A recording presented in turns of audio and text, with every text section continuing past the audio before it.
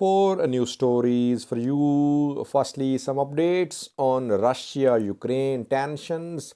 All day today, exchange of artillery firing was reported in Donbass region between Russia backed separatists and Ukrainian forces. There has been these exchange of artillery strikes in this area for months, for years even. But what's new about today's exchange of attacks is that today large number of violations of ceasefire was reported. Can this new exchange of fire, this armed hostilities in Donbass turn into a full-scale war? Secondly, viewers, the Somali region of Ethiopia, where government crackdown against opposition parties and some ex-ruling party officials, some prosperity party officials is still underway. We have a new story about two former Somali government officials who were once part of Mustafa Umar's government. They have been arrested reportedly. Thirdly, viewers, Ethiopian Human Rights Commission has released a statement about Tamrat Nagra.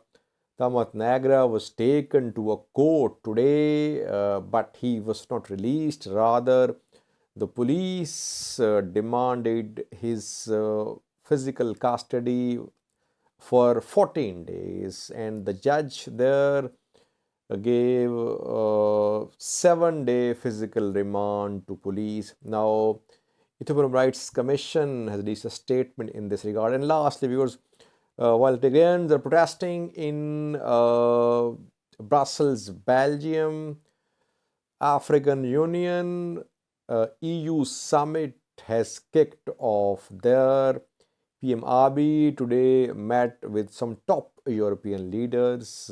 We have some updates for you.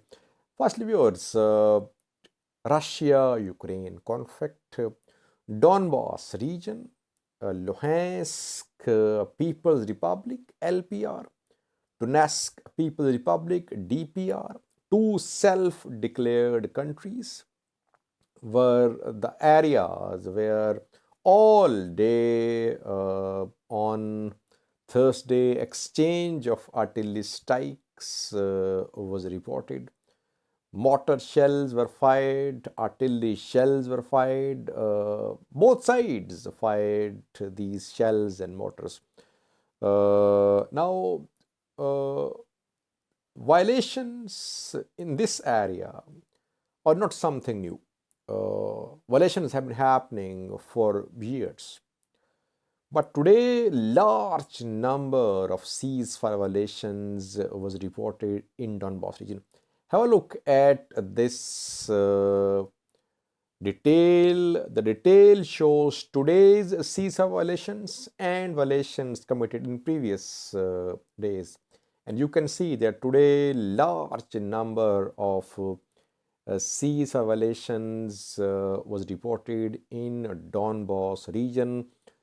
Can this new escalation in Donbass turn into a large-scale attack from Ukraine on Donbass or from Russia on Ukraine? Preparations are there. Both sides are fully prepared, but it's difficult to say what's going to happen. EU, US, NATO, they keep on saying Russia is all set to attack Ukraine. Russia is looking for just pretext to attack Ukraine. Russia says Ukraine is all prepared to attack Donbass region. Let's see. But what we can confirm is that tensions are running high in Donbass. Right when I'm recording this video, loud explosions are being heard in Donbass region. We'll update you in the morning about situation in this region. Ukraine says that LPR, DPR are part of Ukraine. Russia has not recognized the two self-declared countries so far. But Russian parliament yesterday passed a resolution calling upon the president Putin to recognize LPR and DPR as countries. But today, UK's Prime Minister Boris Johnson warned Russia against recognizing LPR and DPR as independent states. Let's see. We'll update you tomorrow about Donbass. Now, secondly, Somali region of Ethiopia, where we know that for the past few days, political tensions have been mounting. Opposition is trying to launch an anti-government movement, but most opposition figures are abroad. On the other hand, government forces have launched a crackdown against some opposition members and some ruling prosperity members who have disagreements with Mustafa Umar's government. Two prosperity party members who were part of Mustafa Umar's government have been detained reportedly. Firstly, Habib Haji, he is former minister. He worked as a minister with Somali regional government. He's a member of Prosperity Party's Central Committee of Somali region. Reportedly, he has been detained by security forces. Secondly, Abdul Qadir Jihad, he is also a Prosperity Party official member. He worked with Somali regional government as well. He's been taken to custody too. We're waiting for Somali government's official position. We'll update you about their position, about these two persons, Habib Haji and Abdul Qadir. Are they in police custody? Have they been arrested? We'll update you tomorrow, but opposition parties say that these two Prosperity Party of members, they have been detained by Mustafa Umar's government. Thirdly, viewers, Tamrat Nagra was taken to a court where the court granted 7-day physical remand, and once again he is back in police custody. Ethiopian Rights Commission has released a statement in this regard. EHRC, led by Daniel Bekele, says that the government must release Tamrat Nagra. Ethiopian Rights Commission says that the police could not complete investigation against Tamrat Nagra in 70 days. Today, police demanded 14-day physical remand, and the judge granted 7-day remand. EHRC, Human Rights Commission of Ethiopia, is calling for the release of Tamrat Nagra. EHRC is calling for the release of other detainees as well, against whom no charges have been leveled, against whom no cases have been filed at courts by prosecutors. Let's see.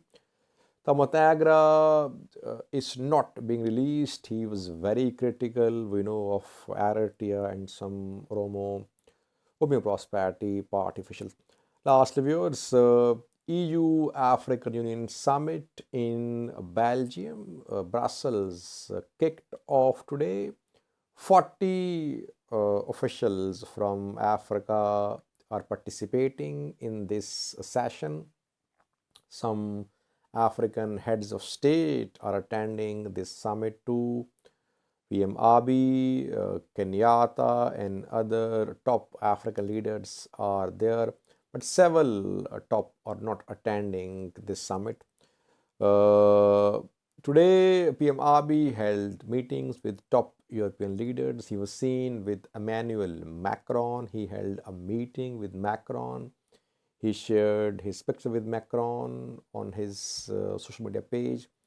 Then he was seen talking to other EU leaders as well. He was seen with Olaf Scholz, German Chancellor. While African Union, European Union summit was underway in Brussels, Tigrayans protested outside 2-day summit. After that, statement is expected. Let's see, will the final statement address Tigray conflict or not? We'll update you after the conclusion of this summit. Thank you for watching.